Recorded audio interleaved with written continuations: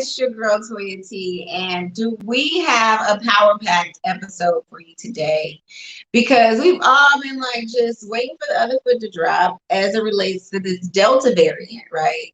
You got some people that have gotten vaccinations, you've got different cases that have come out, and we just want to just get a little bit of clarity around what is true and what really isn't true in terms of the Delta variant and the vaccination, all these things. So we have some experts here locally in Cincinnati. We have attorney Carl Lewis, who was going to tell us a little bit more about our legal rights as it relates to the vaccination and the pandemic.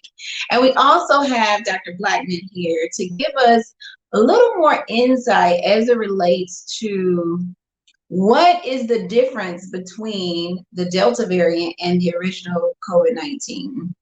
So we're just gonna unpack a lot of this today. So stay tuned. Make sure you're giving us your input, asking your questions, because we want to make sure that we're of service to you today. So with that, I'm going to go ahead and introduce my guests. Hello. We're so happy to have you guys here with us tonight. I'm going to turn it over to you one by one for you to do just a brief introduction. Attorney Carl Lewis, if you can, just introduce yourself briefly for us.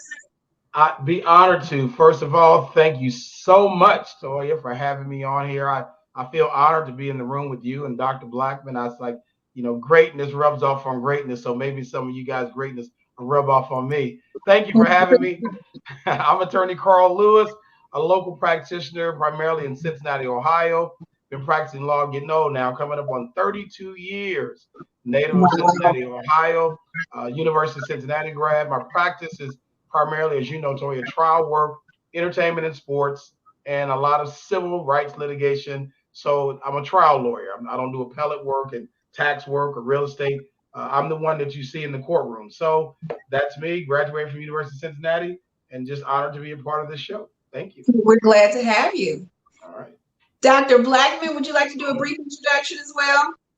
Absolutely. Again, thank you so much for inviting me to this show and sharing with your audience, and also allow me to be with Attorney Lewis today. That's an awesome time. I am Dr. Blackmon. I am a general pediatrics physician here locally in Cincinnati. I'm also a mom to a lovely little 6-year-old who is starting back school as well. So just like every other mom, I am in the mix of COVID and school. I actually attended and graduated medical school from Temple School of Medicine in Philadelphia, and have been in this area probably for about the past 13 years practicing medicine. So looking forward to talking with you guys today. Awesome. Well, we're looking forward to imparting some knowledge among the viewers today. And I just want you guys to sit back. You're going to have a conversation with us.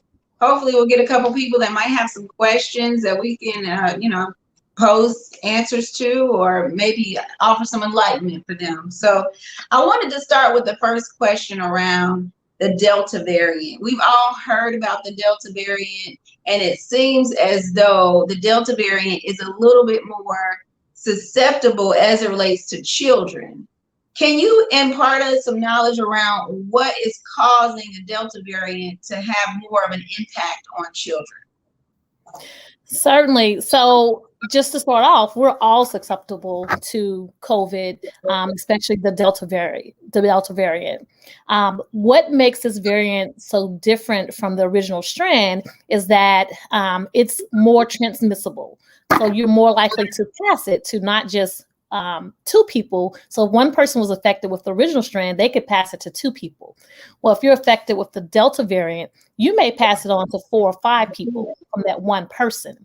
So being so transmissible, having a little bit higher loads of the virus in your nose as well, allows this disease to go on from individual to individual. Now, when we talk about why kids seem to be a little bit more susceptible, there's a couple of age groups you have to look at. So in particular, those are less than 12 years of age, unvaccinated, and also looking at that 14 to 16 year age group, is a higher rate of transmissibility as well. So more likely to get infected. And part of that is right now, the 14 to 15-year-old age group, there's only about 45% of those kids that are vaccinated, that can be vaccinated. A lot of that age group too doesn't practice the social distancing that is needed and don't really like to wear their mask. So if you ask a typical teenager, if I see a typical teenager, you may see them with their mask on incorrectly or not on at all, talking to their friends and still going about their business as if COVID is not existing. So some of that is just inherent, that they're just not doing the great practices that we know that works with lowering the risk. When we talk about that 5 to 11-year-old, this age group isn't able to get the vaccine right now. So the only way to truly protect them is to really, for us as the adults and the people who are able to get the vaccine, as well as consistently wearing your mask, social distancing, and washing your hands correctly every time. So part of why you're seeing a higher increase is because it's so transmissible. And we know, if you have a 5-year-old or a 6-year-old, they're not great about washing their hands. They're not great about doing a lot of things unless you constantly remind them. So you're seeing kids being, if you want to term it, more susceptible. It's because of it's a highly infectious organism, and they haven't had the ability, some of these kids haven't had the ability to get vaccinated. And so now we're in the midst of school starting back. We're in the midst of a lot of activities and events that's still going on, to where you're getting large gatherings and groups of people who are congregating, and a lot of times without mask or social distancing. So it seems as though they're more likely to spread it because they're the ones that are doing things that are not protecting us against it, such as getting vaccinations, washing our hands, using our antibacterial lotion, and all those things. Well, it's a combination of everybody, right? There's a lot of people out there that's not washing their hands, adults as well. So not just kids, but adults, teenagers, and certainly the younger population. So, okay. Yes. Okay. And so we've heard a lot about this whole booster situation. I know I went back and forth. I will admit, I was not a fan of getting vaccinated at first. And it just so happened that God just put me in the right place and was like, look here, we're going to get you vaccinated. So I ended up getting the Johnson & Johnson vaccination because I just wanted one shot and done. Listen, give me my card and make me official. And so now I'm hearing all this stuff about the booster and how it's not going to protect you unless you get the booster.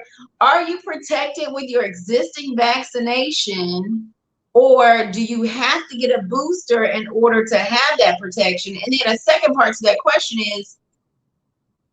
is the booster going to be needed at every single strand of this virus? So I guess that's a very packed question. So let's just start one thing at a time. So I think we have to understand what it is meant by a booster and what's meant by a third vaccine. So to understand that, you have to understand what it means to be immunocompromised and what it means to be immunocompetent. So when we talk about an individual being immunocompromised, that means that their immune system is not responding to viruses the way that it should or could in somebody who's immunocompetent. Okay.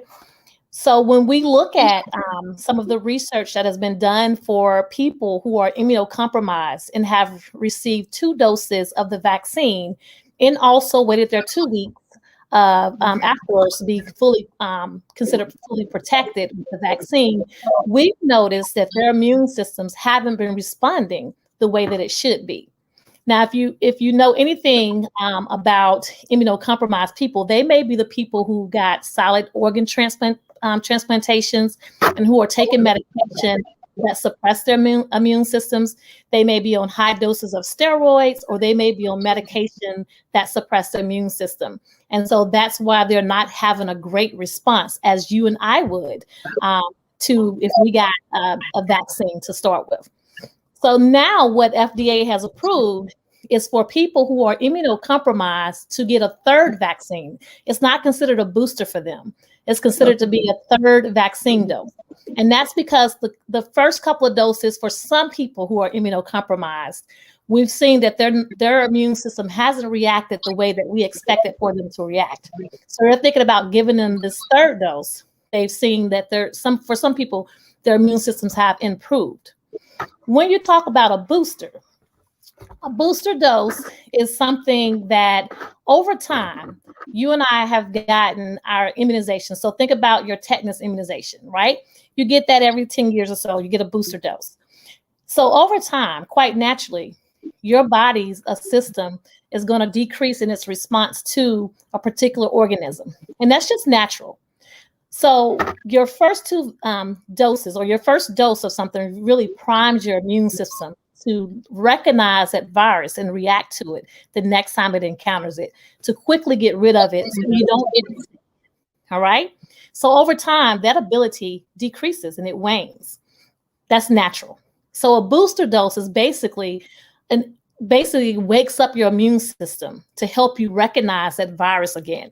So those two things are separate. So there's a booster dose that they are talking about potentially making, probably, if I had to guess, it's probably going to be for those older adults, because those are the highest population that's going to be at risk, as well as probably kind of like what you went into before, who got the vaccine. The older people of the population, the healthcare workers, if I imagine that's how it's probably going to be. That hasn't been approved by FDA yet. The third vaccine for those who are immunocompromised have been approved. So the third vaccine is not necessarily for everyone, but they're recommending it for the people that have a compromised immune system. Am I hearing that right? Those who have a compromised immune system, that's who the third vaccine for. And it's the same dose. It's not a booster dose. It's basically an extra dose. Instead of 2 doses, they need 3 doses. Okay.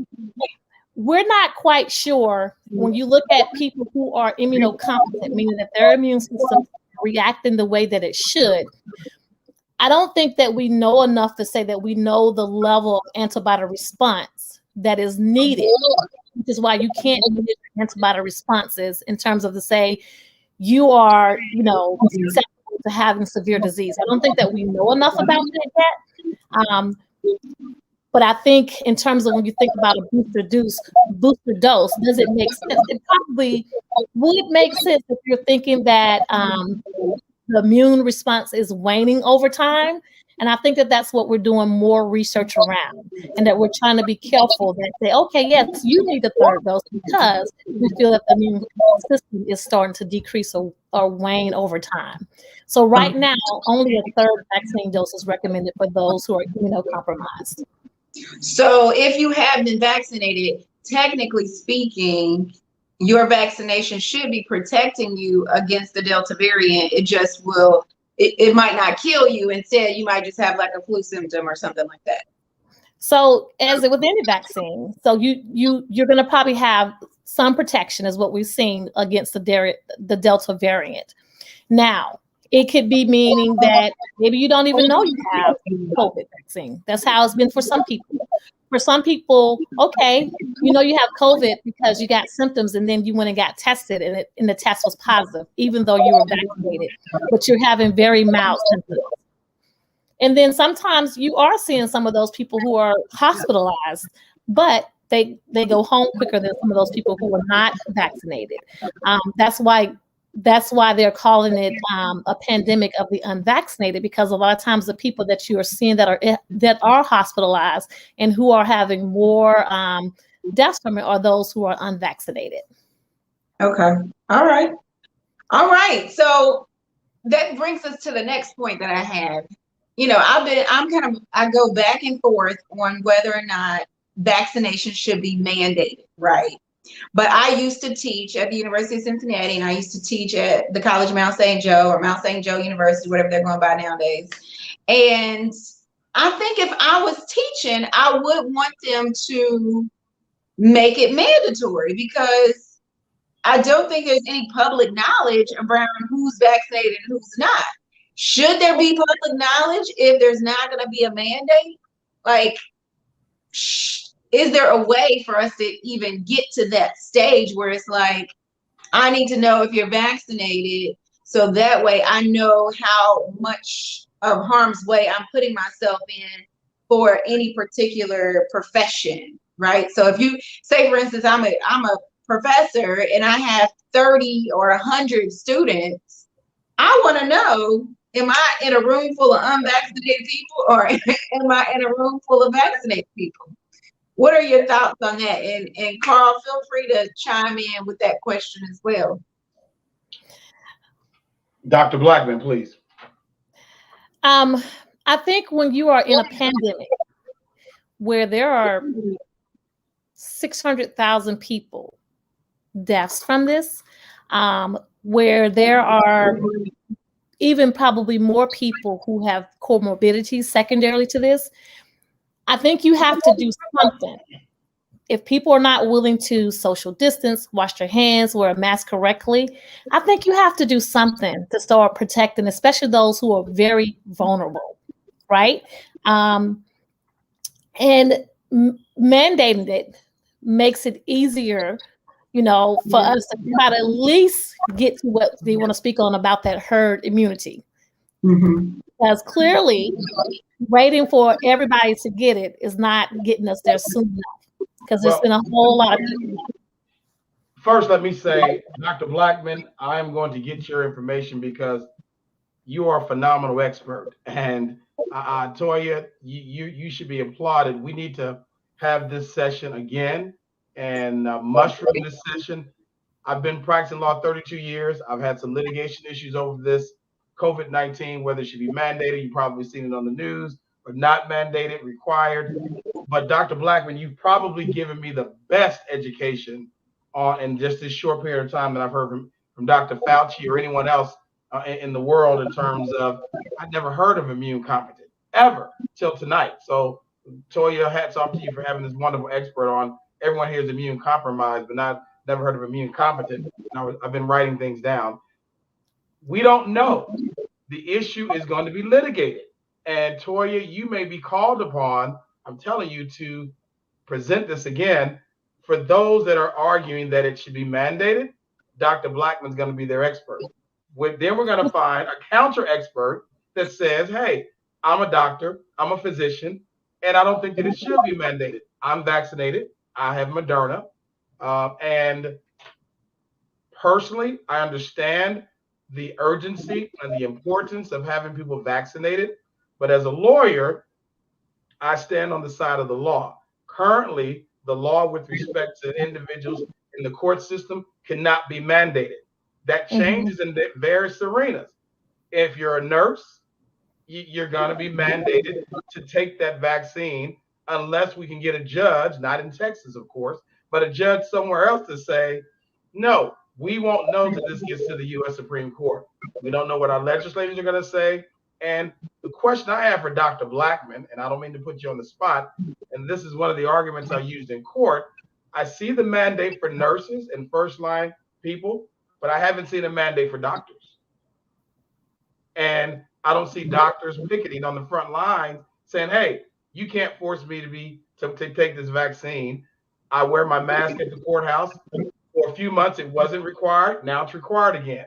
I can't tell the judge, I'm not going to wear a mask. If I do, I'm not going to have a law practice. So again, Toyia, we don't know the answer. It's going to have to be litigated.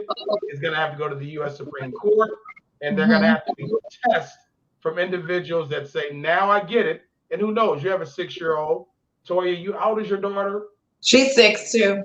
6 years old. When they're 26, they may look back at us and say, what was wrong with those old folks? This is crazy. We're in the pandemic. We're in the birth of the pandemic. There is no right or wrong answer right now until it's litigated. Right. And I definitely agree. So what I will say, though, in response to not seeing physicians, I will tell you that a lot of hospitals have mandated that their employees be vaccinated by a certain date. So while you may not necessarily see physicians having that mandate, it is there. You just don't see it. So there's a mandate for me to keep my job at the hospital that I work at to be vaccinated. And like I said, I think you have to think about what we're in. We are in a pandemic. So this is how I think about it, right? Whether you're vaccinated or not, I will never know. I would never know. So I treat everybody like they have COVID. So you always see me with a mask on. You'll always see me social distancing. But you probably, I mean, there are times we all get lax. So let's not fall short there. I'm not perfect, but the majority of the time you will see me doing those things just because I think that you have to look at it from the standpoint of everybody you have to treat everybody like they have COVID, because I don't know vaccination status. And then if they do, the problem with saying that some people can do it and some people can't, I think is who's going to be monitoring who has been vaccinated and who hasn't. It's very hard to do that, especially within schools. No one is walking around scanning you saying that you got vaccinated, right? So I don't know. So what I suggest to all people is that you have to be on your very best to protect yourself at all times, because you don't know. And just because you got vaccinated doesn't necessarily mean that you need to continue to walk around here as if nothing's going to happen to you. Yeah, right? I mean, one of the comments I made, Toyia, is you see, it's funny. Did you see my comment that I'm not sure? Right, that our parents and grandparents have been telling us to wash our hands for a million years.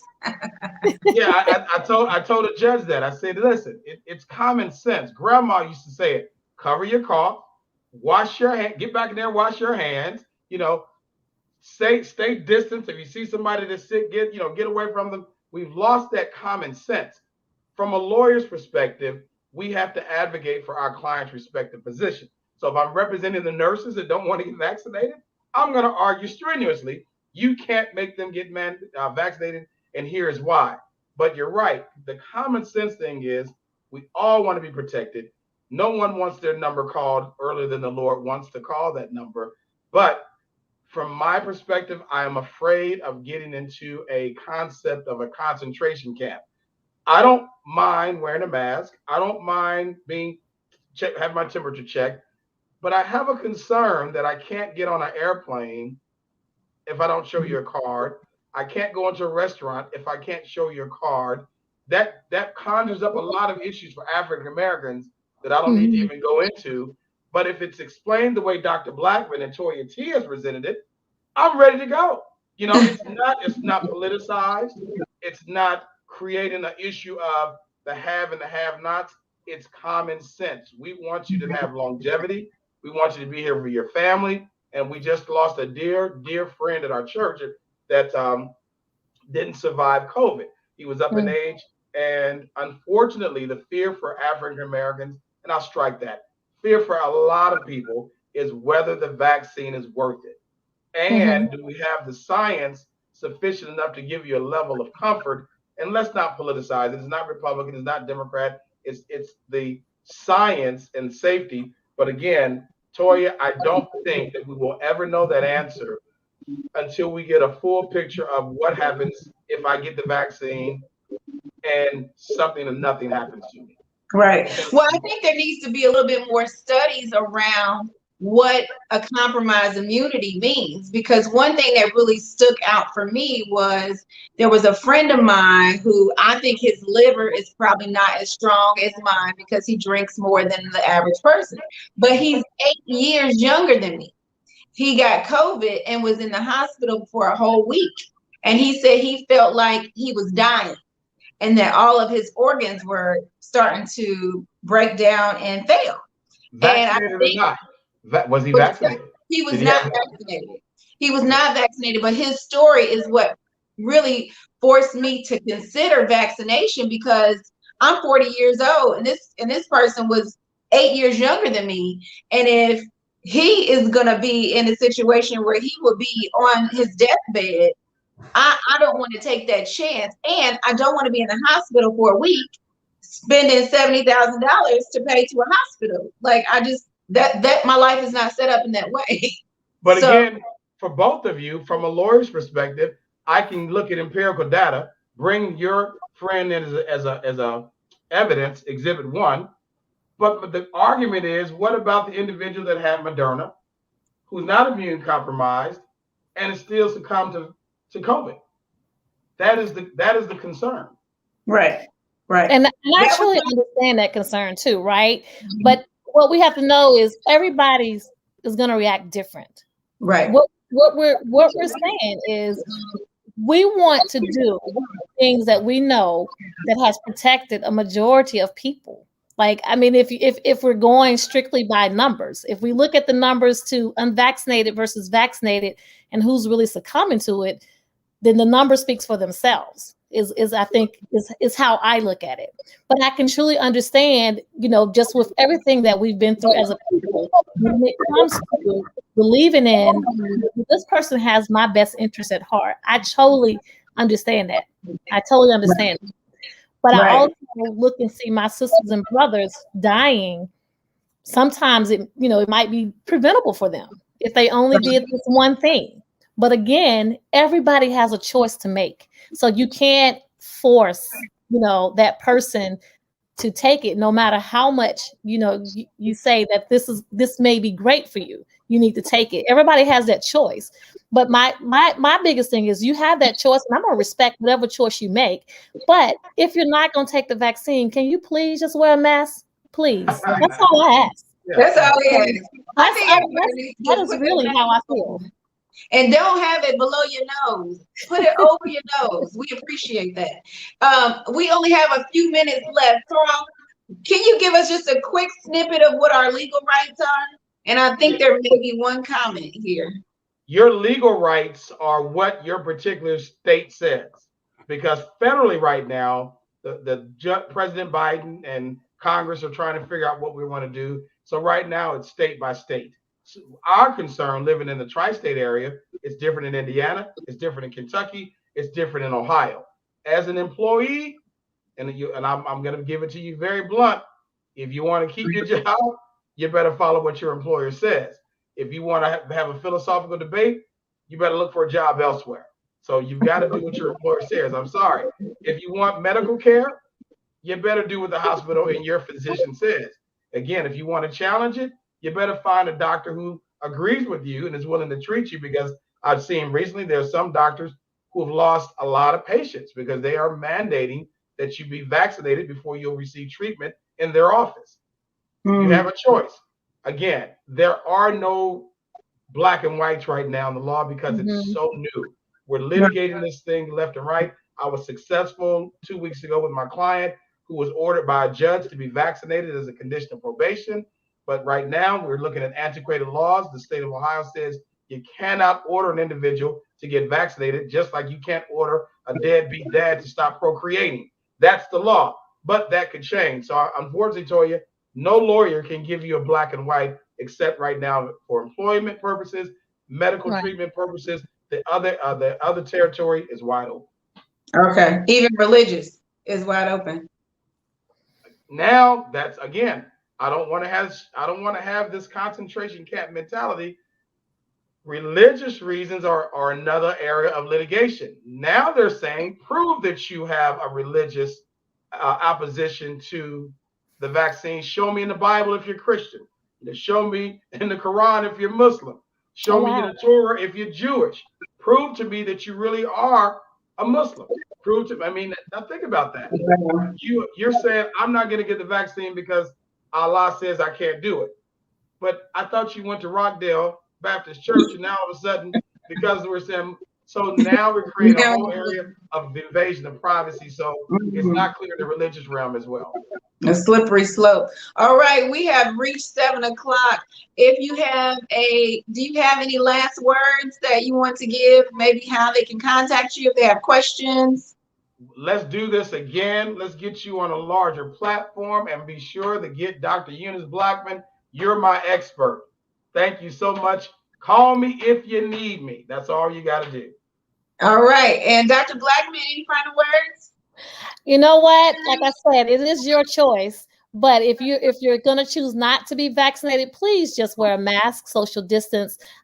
Just do that one thing, because there are a lot of kids that are being hospitalized right now. And we want to protect our babies as much as we possibly can. So if you can do that, you can reach me at Instagram and Facebook at Melanin Hues Podcast.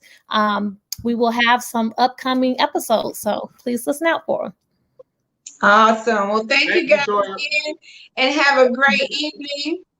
And make sure to put on your mask. We appreciate you. Today's episode of The Plug is sponsored by the following companies. Women of color, physicians, and psychologists committed to empowering communities of color through conversations about physical and emotional health. They are subject matter experts who have knowledge and a message to share about diversity, health, and careers. Check them out at melaninhuespodcast.com. Carl Lewis, attorney at law. Call him when you need him at 513-632-9542. Hope Interrupted is a cautionary tale of hope, fear, optimism, existential dread, and living. Byron and Jennifer, a black man who grew up in the South, and a Jewish woman who grew up in the North, wrote during 6 months of COVID, a failing economy, Black Lives Matter, and political unrest. They are average Americans born 2 years apart who jointly experience family, working lives, marriage, health, and the future of a fractured nation. Hope Interrupted is available on Amazon as a real book or e-version. Vote Philip O'Neill for City Council. Philip believes we need to get back to the basics of integrity, honesty, and trust. The city needs more servant leadership, putting you, the people of Cincinnati, first. Philip O'Neill is a candidate for the people. Find him on Facebook at Vote for Philip O'Neill and online at www.votephilipo'neill.com. Donald Jordan Memorial Chapel provides individualized funeral services designed to meet the needs of each family. Their staff of dedicated professionals is available to assist you in making funeral service arrangements. From casket choices to funeral flowers, they will guide you through all aspects of the funeral service. Visit their website at www.donaldjordanmemorialchapel.com. And last but certainly not least, Donnie Young, an ADT authorized provider, supplying you with all of your security needs for your home, business, and beyond. For more details, call Donnie at 513-623-0679. The Plug thanks all of our sponsors for helping us keep you connected.